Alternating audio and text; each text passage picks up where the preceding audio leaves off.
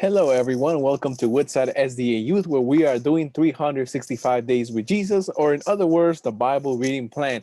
And I just want to start off by saying happy Sabbath, if it's still Sabbath where you are, or if not, I hope you had an amazing Sabbath today. And for today's reading, we were supposed to read the book of Numbers, chapters 15 all the way to chapter 17. And we are just continuing to see how low the people of Israel are going to be falling in these next few chapters. So, guys, chapter 15, it talks about more, gives us more detail about the grain and drink offerings.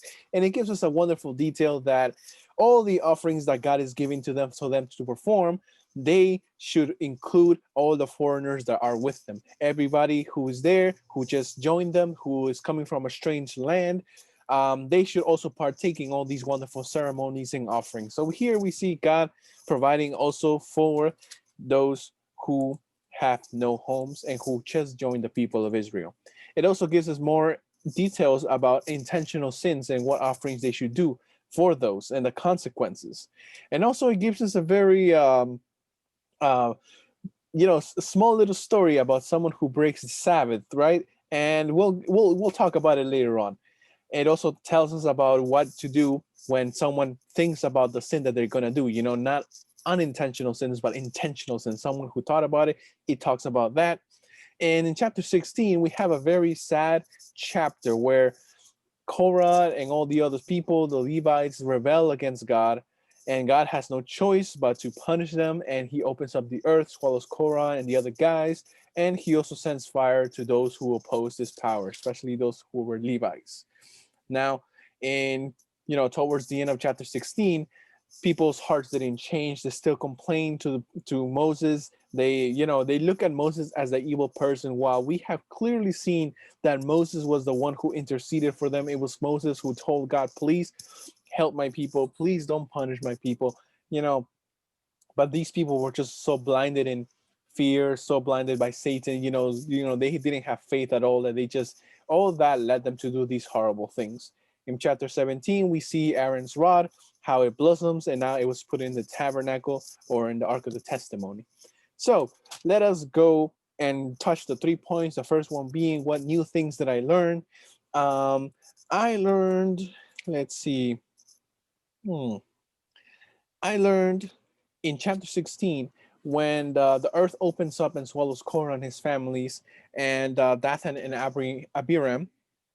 I thought all the people were swallowed by the opening of the earth, but it was actually, it opens up, the tents and the families of Korah, Dathan, Abiram, all the rebels were swallowed up, and then the rest of the people who had the the censers, they were carrying incense, those were wiped out by fire later on because they were offering, impure fire or strange fire, just like happened to the sons of Aaron, these two sons before, a few chapters behind, or last book was it? Well, yeah, something similar happened. So I thought everybody was swallowed by the earth, right? But now I'm reading this and I realize some people were swallowed and some people were burned, just like Aaron's two sons. And that's one of the things I learned. Let's see what else I learned. I kind of got a new idea on the person violating the Sabbath. So if you read chapter 15, we saw a person gathering sticks or figs on the Sabbath, right? And the people grabbed them and saying, this is the Sabbath, shouldn't be doing that. They brought him to Moses and to Aaron, and God says, stone this man, he broke the Sabbath. I was always scared, and I used to think that this was some terrible thing in the Bible, right? But now that I'm reading it, I kind of get the idea, and I think I should study more on this language of the chapter and these verses. I feel like it was very, very clear for God to, to tell. Um, it was very clear when he told everybody, don't do work on the Sabbath. If you do this, this will happen, right? And this person wasn't just a random person they found in the field, right? I used to think the people of Israel were just walking around and they saw this random person who wasn't part of the people, right? And they grabbed him and they killed him, right? So I thought that was messed up. But this person was clearly part of the people. He was well aware that he shouldn't be doing that on the Sabbath. Him doing this with all the knowledge that was given to him by Moses and by everybody, it was just a clear sign of rebellion. he didn't really care about anything that God said. It's not that he messed up. It's not like, oh snap, I didn't know it was Saturday, or like, oh snap, these figs can't pick up themselves, right? So I gotta do it because it's an emergency. Nah, he just chose to do this, right? He knew that the punishment was this, and he still chose to do it. All right, and now I get a different picture than what I had before about this story. So yeah, that's what I kind of learned, but I still want to learn more about this little piece. So what questions do I have? And I guess I can tie it to what I just said. Questions like, does the language in this part of the chapter where the guy's speaking of figs, does it give a sense of this person just directly violating God's law? Maybe. Um, Other questions that I have is in Korah and Dathan and Abiram, right? They rebelled. They were swallowed by the earth. There was everybody swallowed, because I think it mentions that their kids, their children, even the little childs were there with them, right? It doesn't explicitly say that they were swallowed, but it does say that those little kids were with Korah, Dathan, and Abiram. Right now, were they swallowed? You know, and should they have been swallowed because they're kids? I don't think they made such decisions, right? And we'll probably see more of these themes of kids dying later on in the book. But that's probably my question. Like, I mean, I guess I gotta trust God's decisions, but did that happen? Did that actually happen? And yeah.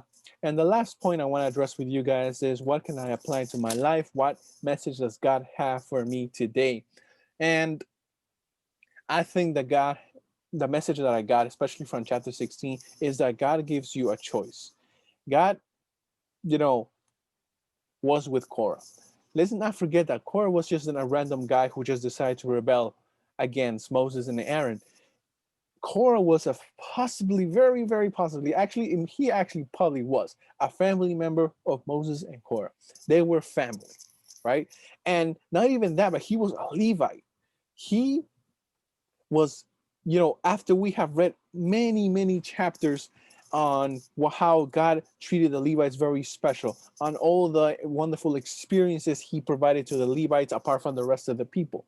He experienced all of this transformation. He experienced this special calling. He experienced the wonderful miracles that the Levites were able to witness and not the rest of the people. And he still decided to betray, not only betray his family, not only betray his friends, his own people, and his calling, but also betray God. This kind of gives us the lesson that doesn't matter who it is, expect people, even from your own family, to harm you. Expect your friends, your closest family members, expect the people that you love the most to hurt you. The only person that we can trust, fully trust, it's God. And we see here Korah, a part of the family of Moses and Aaron, part of the Levites. He experienced God like no everybody else, that like no one else did, like no other tribe did. He experienced God, and he still decided, to rebel against God. This, also teaches us that no matter how much we study the Bible, no matter how much miracles we witness, it all comes down to the choice that you make in your heart. And when it came down for the punishment to be, to take place, God asked them, no. I want everybody to show me who is with Korah and who is with me, right? I don't want to just destroy anybody. I don't want to just punish everybody. I think it's very clear, and I'm pretty sure he did this for the people because God knew everybody's heart, but he did this for the people so that they can see who is with me and who is with Korah.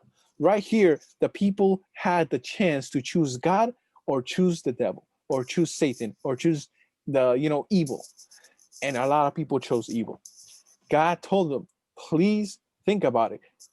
If we read the chapter, Moses says, guys, tomorrow we'll do this, right? So they had all night. They had time to pray about it. They had time to, think about their actions and choose what side they want to be on. God gave them time. God gave them time to rest and think about it, and God gives you also time. God wants you to make a decision. God doesn't do just things just like that, right? God doesn't force you to choose him. God doesn't, control you like a robot. He says, this is what's going to happen. This is what you have done. All the sins that you have done, this is what you have done. And this is the result of the things that you have done, all the sins that you have committed. But I can give you salvation. If you choose me, I can get you out of that problem that is impossible for you to get out on your own strength. I can go and take you out. The people have witnessed God's miracles, and God gave them one more chance to choose him, and they just didn't. So, guys, the message for today is that God gives you chance and time to choose, but that time is not always going to be there. We know that one day the judgment will close, and those who have chosen with God will be with God, and those who have chosen evil, will stay with evil. And it's going to be a very sad scene, and right. But the thing is that we shouldn't concentrate on the sadness of it, or the scary thing about it. We should just concentrating, be in awe of the love of God and the sacrifice that he did, so that we can have access to eternal life, so that we can have access to experience his wonderful glory with him for all eternity. God gives you a choice, and he gives you time. The story here is very sad. Throughout the whole Old Testament so far, the 4 books that we've gone through, God says, please do this, please do that. And in Hebrew, that word means, it's kind of like a begging. So the whole time God is begging, please do this, please worship me, can you please do this, can you please, because he wants you to choose. He doesn't say worship me now or bow down to me now. He says, can you please worship me? All these things that I've done, I brought you out of Egypt when you complain. I helped you. I gave you water, gave you food when you guys complain. So can you please do this, just one thing for me, and just obey my law? Right now, God is telling you, please, can you please accept me in your life? I want to go into your heart and transform you, give you a new mind, give you a new body. I want to save you. God is calling. God wants to give you a choice. The choice is yours. And I pray, that we make the correct choice to choose God every day. This has been the reading. Yes, it was a sad story with Korah and all the rebels in there, but I feel like God has given us a wonderful message of salvation, that we have the option to choose whether we want to be saved or we want to be lost. So guys, I hope you guys are still with us in the reading. It's a wonderful Sabbath. Most of us are doing Zoom church, so we have plenty of time. Remove other distractions. Yes, it's very easy for us to be on our phones all day, because right now we are in our comfort of our own homes because of the pandemic. But choose this time to catch up on the reading. It's just a wonderful reading. You're going to be blessed. I have been blessed, but the plan here is that we are all blessed together. So guys, I hope you guys have a wonderful rest of the Sabbath, or if it's not Sabbath already, I hope you guys have a wonderful week. And I'll see you again soon. God bless. Bye-bye.